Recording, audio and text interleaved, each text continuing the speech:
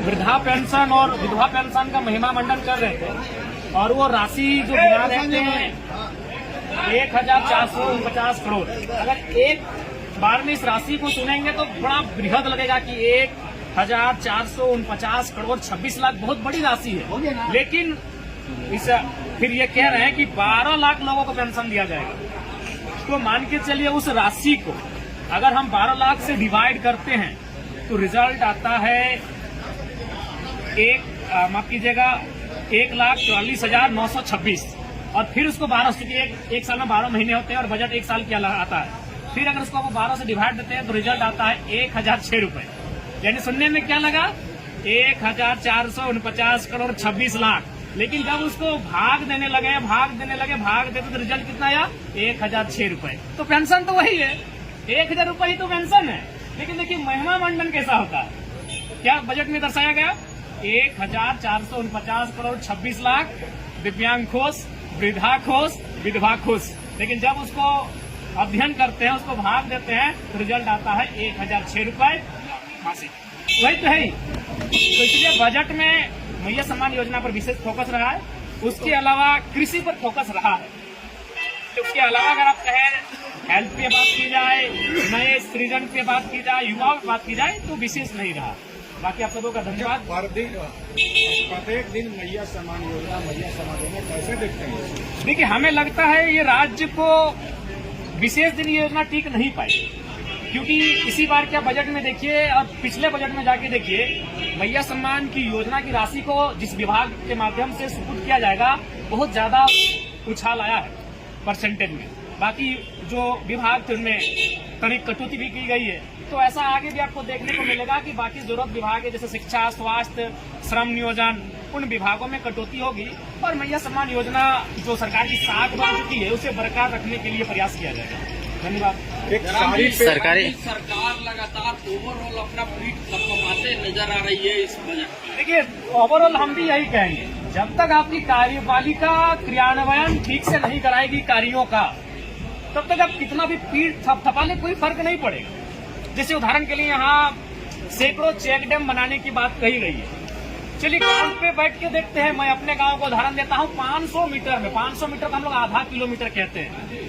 आधा किलोमीटर में 3 check dam का निर्माण हुआ है। एक भी चेक डैम से किसी प्रकार की सुविधा और लाभ लोग नहीं ले पा रहे हैं। तो बात वही है कि योजनाएं टेंडर के माध्यम से लाखों आ जाएंगी धरातल पर, कार्य भी होगा, लेकिन वो केवल और केवल कुछ लोगों के पास, कुछ लोगों की जेब में जाने का काम होता है। इसलिए कार्यपालिका अगर दुरुस्त नहीं होगी तो ठीक उसी प्रकार विधायिका और 10% इजाफा करके बजट को क्यों ना पारित करे। जब खर्च आपको 65% ही करना है तो फिर महिमा मंडन करने की भी आवश्यकता नहीं है। धन्यवाद। 34 तारीख की बात हो रही थी, उस पर एक कमेंट आया विधायक पे कमेंट करना कि आप कितनी अच्छी लगी। ऐसा नहीं होना चाहिए। पर्सनल किसी पर सदन के भीतर एक गरिमा होती है। अगर आप बाहर कभी किसी मंच में भाषण में बोल दिए तो अलग बात है, लेकिन सदन में इस प्रकार मर्यादा रखना चाहिए। किसी पर व्यक्तिगत टिप्पणी नहीं होनी चाहिए।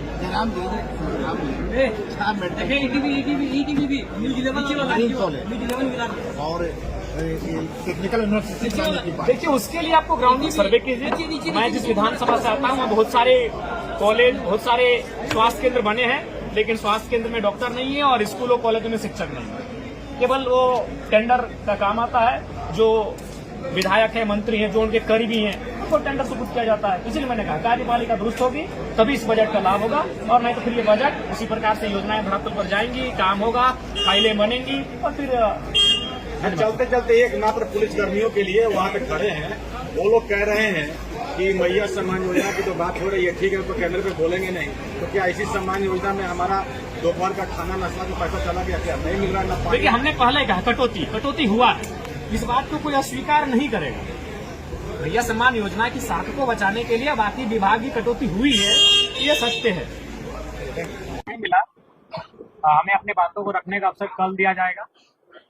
और जहां तक बजट का प्रश्न है, निसंदेह विगत वर्ष की तुलना में इस बार का बजट में बढ़ोतरी हुआ है, लेकिन प्रश्न यही है कि बजट तो पारित हो जाते हैं, बजट सुनने में, पढ़ने में, लोगों को बताने में भी बहुत अच्छा लगता है, लेकिन धरातल और सच्चाई में विगत 25 वर्षों के बजट का अध्ययन करके आया हूँ। इस बार का व्यय चूंकि अभी तक प्राप्त नहीं हुआ है, 2023-24 में कुल योग था 1,41,498 करोड़। इसमें खर्च किया गया था 1,07,920 करोड़।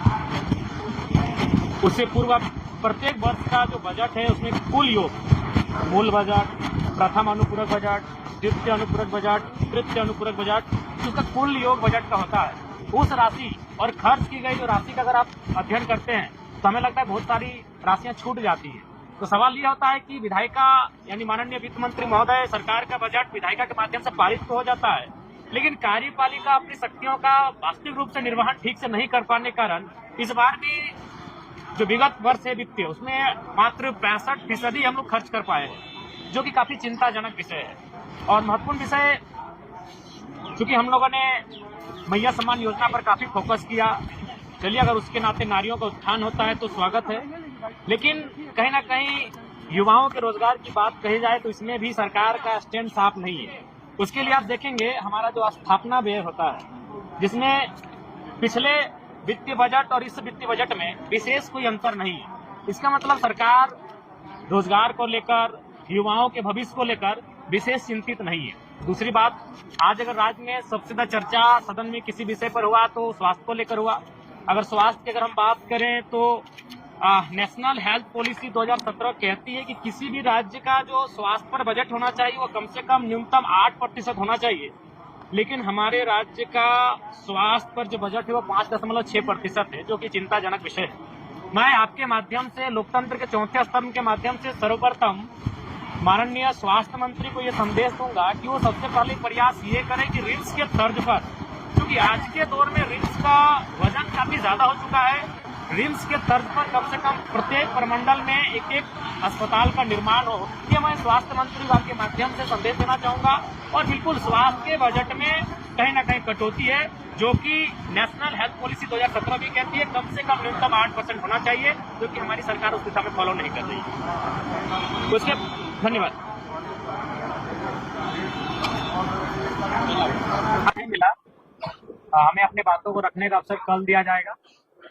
और जहां तक बजट का प्रश्न है, निसंदेह विगत वर्ष की तुलना में इस बार का बजट में बढ़ोतरी हुआ है, लेकिन प्रश्न यही है कि बजट तो पारित हो जाते हैं, बजट सुनने में, पढ़ने में, लोगों को बताने में भी बहुत अच्छा लगता है, लेकिन धरातल और सच्चाई में विगत 25 वर्षों के बजट का अध्ययन करके आया हूँ।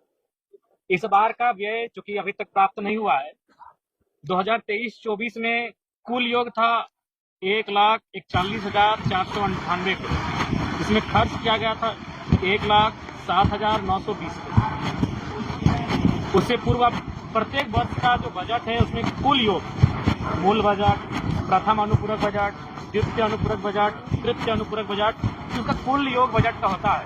उस राशि और खर्च की गई जो राशि का अगर आप अध्ययन करते हैं तो हमें लगता है बहुत सारी राशियां छूट जाती हैं। तो सवाल यह होता है कि विधायिका यानी माननीय वित्त मंत्री महोदय, सरकार का बजट विधायिका के माध्यम से पारित तो हो जाता है, लेकिन कार्यपालिका अपनी शक्तियों का वास्तविक रूप से निर्वहन ठीक से नहीं कर पाने के कारण इस बार भी जो विगत वर्ष है वित्तीय, उसमें मात्र 65% हम लोग खर्च कर पाए हैं, जो कि काफी चिंताजनक विषय है। और महत्वपूर्ण विषय, चूंकि हम लोगों ने मैया सम्मान योजना पर काफी फोकस किया, चलिए अगर उसके नाते नारियों का उत्थान होता है तो स्वागत है, लेकिन कहीं ना कहीं युवाओं के रोजगार की बात कही जाए तो इसमें भी सरकार का स्टैंड साफ नहीं है। उसके लिए आप देखेंगे हमारा जो स्थापना व्यय होता है, जिसमें पिछले वित्तीय बजट और इस वित्तीय बजट में विशेष कोई अंतर नहीं है।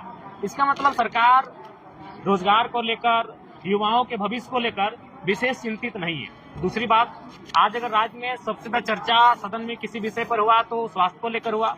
अगर स्वास्थ्य की अगर हम बात करें तो नेशनल हेल्थ पॉलिसी 2017 कहती है कि किसी भी राज्य का जो स्वास्थ्य पर बजट होना चाहिए वो कम से कम न्यूनतम 8% होना चाहिए, लेकिन हमारे राज्य का स्वास्थ्य पर जो बजट है वो 5.6% है, जो कि चिंताजनक विषय है। मैं आपके माध्यम से लोकतंत्र के चौथे स्तंभ के माध्यम से सर्वप्रथम माननीय स्वास्थ्य मंत्री को ये संदेश दूंगा कि वो सबसे पहले प्रयास ये करें कि रिम्स के तर्ज पर, क्योंकि आज के दौर में रिम्स का वजन काफी ज्यादा हो चुका है, रिम्स के तर्ज पर कम से कम प्रत्येक प्रमंडल में एक अस्पताल का निर्माण हो। ये मैं स्वास्थ्य मंत्री विभाग के माध्यम से संदेश देना चाहूंगा।